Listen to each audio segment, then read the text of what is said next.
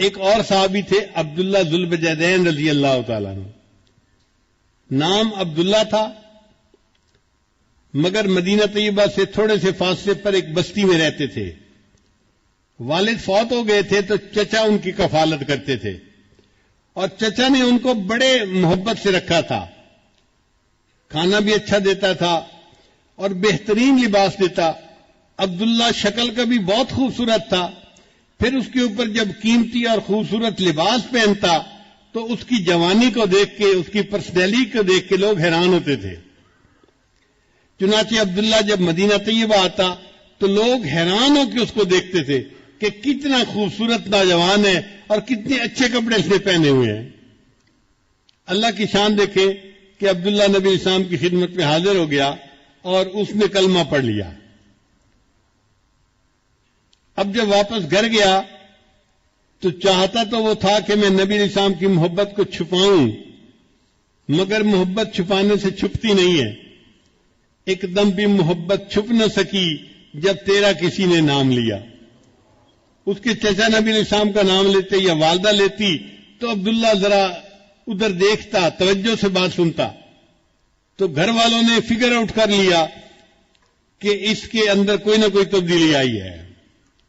چنانچہ چچا نے ایک دن اس کو بٹھا کر پوچھا، عبداللہ سچ سچ بتاؤ کیا تم مسلمان بن گئے ہو؟ تو عبداللہ رضی اللہ عنہ نے بتا دیا، ہاں میں نے کلمہ پڑھا ہے، میں مسلمان ہو گیا ہوں.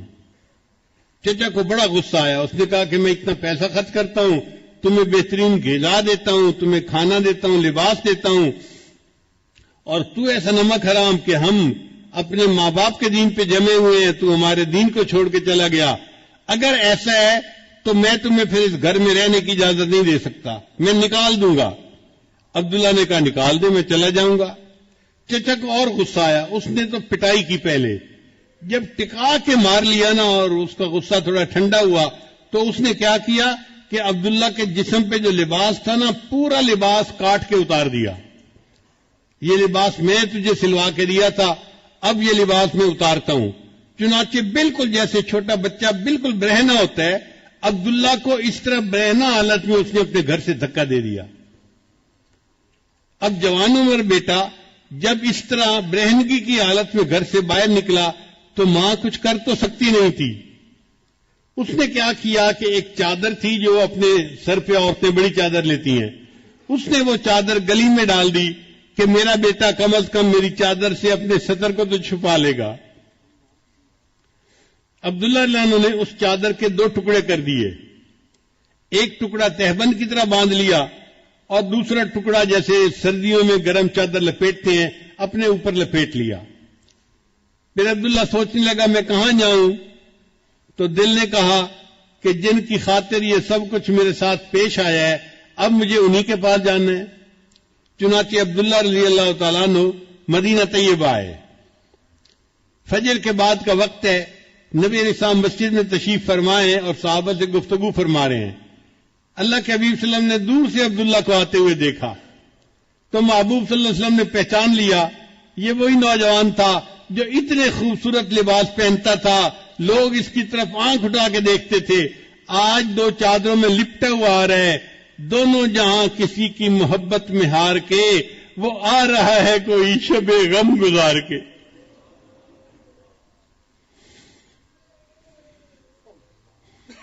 جب عبداللہ عنہ آئے تو نبی علیہ السلام نے پوچھا عبداللہ کیا معاملہ پیش آیا؟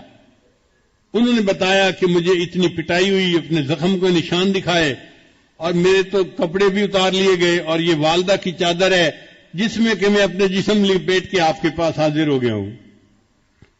تو نبی علیہ السلام نے فرمایا اچھا عبداللہ، یہ جو اصحاب صفہ ہیں نا مسجد میں جو مہاجرین ہیں، جو دین سیکھنے والے ہیں، تم بھی ان کے ساتھ وقت گزارو. چنانچہ عبداللہ رضی اللہ عنہ نے اصحاب صفہ کے ساتھ بیٹھنا اٹھنا شروع کر دیا. اب چونکہ بڑی قربانی دے کے آئے تھے نا تو ان کے اندر اللہ کی محبت کا جذبہ تھا. حدیث میں آتا ہے یہ کبھی کبھی مسجد نبی کے گیٹ پہ نا زور سے اللہ اللہ اللہ یہ الفاظ کہتے تھے. حضرت عمر رضی اللہ عنہ کی طبیعت میں نظم و نسق بہت زیادہ تھا. ایک دفعہ انہوں نے ایسا کرتے ہوئے دیکھا تو انہوں نے ڈانٹ پھیلائی عبداللہ تمیز سے کام لو، کیا ایسی باتیں کر رہے ہو، چلاؤ مت. آواز نیچی رکھو.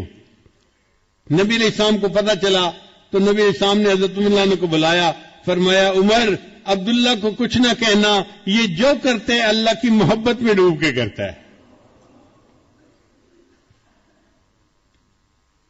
تھوڑے عرصے کے بعد نبی علیہ الصلوۃ والسلام کو ایک غزوہ کے لیے نکلنے کی ضرورت پیش آئی, تو حضرت عبداللہ ذوالوجہین رضی اللہ عنہ بھی ساتھ تھے.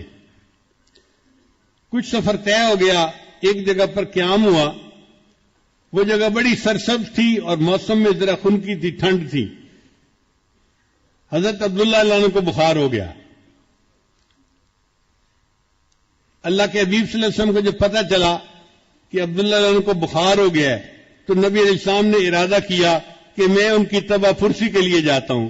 چنانچہ ابو بکر, عمر, عثمان یہ سب ساتھ ہیں, اور نبی علیہ السلام عبداللہ عنہ کی تیمارداری کے لیے آئے. اچھا بخار تیز تھا اور عبداللہ رضی اللہ عنہ بس لیٹے ہوئے تھے آنکھیں بند کر کے. نبی علیہ السلام نے جب انہیں دیکھا تو میرے آقا کو یاد آ گیا, یہ نوجوان کتنی نعمتوں کی زندگی گزار رہا تھا, اس نے اللہ کی خاطر اس جو ہے وہ تکلیف کو برداشت کیا.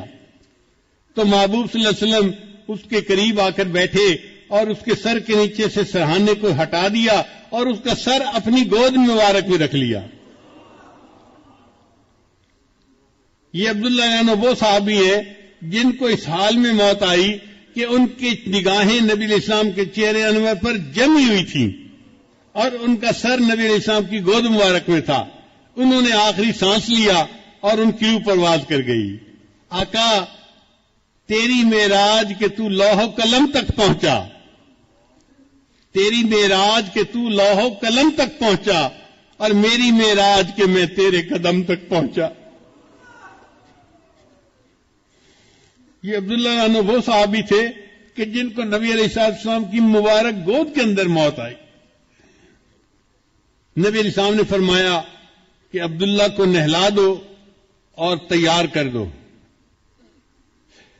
پھر نبی علیہ السلام کی جو اپنی چادر مبارک تھی نا, نبی علیہ السلام نے وہ چادر دی اور صحابی سے فرمایا کہ عبداللہ کو کسی اور کپڑے میں کفن نہیں دینا, میری چادر کا کفن دینا ہے. اللہ کی قدردانی دیکھیے, جس جسم کو اللہ کے لیے ننگا کیا گیا, آج اللہ اس بدن کو محبوب کی چادر سے ڈھانپ رہے ہیں. ان کو محبوب صلی اللہ علیہ وسلم کی چادر کا کفن مل رہا ہے. نبی علیہ السلام نے نماز جنازہ پڑھائی, پھر عبداللہ عنہ کو لے کر گئے قبرستان میں دفن کرنے کے لیے. شریعت کا حکم ہے کہ میت کا جو سب سے قریبی بندہ ہونا وہ قبر میں اترے میت کو زمین پہ رکھنے کے لیے. اب عبداللہ کا تو کوئی رشتہ دار تھا ہی نہیں وہاں, تو نبی علیہ السلام نے فرمایا کہ عبداللہ کو قبر میں اتاروں گا.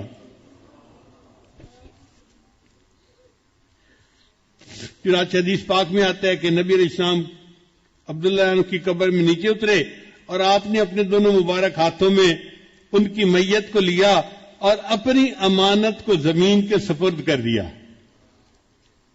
پھر ان کی میت کو زمین پر رکھتے ہوئے نبی علیہ السلام نے ایک بات کہی. اس بات کو سن کے تو عمر رضی اللہ عنہ وجد میں آ گئے.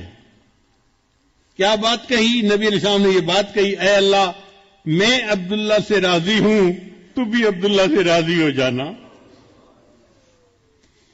حضرت عمر عنہ یہ واقعہ سنایا کرتے تھے اور تمنا کیا کرتے تھے کاش عبداللہ کی جگہ عمر الخطاب کی لاش ہوتی اور محبوب یہ فرماتے اے اللہ میں اس سے راضی ہوں, تو بھی اس سے راضی ہو جانا. اللہ کی قدردانی کی انتہا دیکھیے. اللہ کرے کہ ہمیں اللہ تعالیٰ اپنی ایسی محبت عطا فرمائے کہ ہمارا دل اللہ کی محبت سے بھر جائے, ہمارا اٹھنا بیٹھنا چلنا پھرنا کھانا پینا سب کچھ اللہ کے لیے ہو جائے.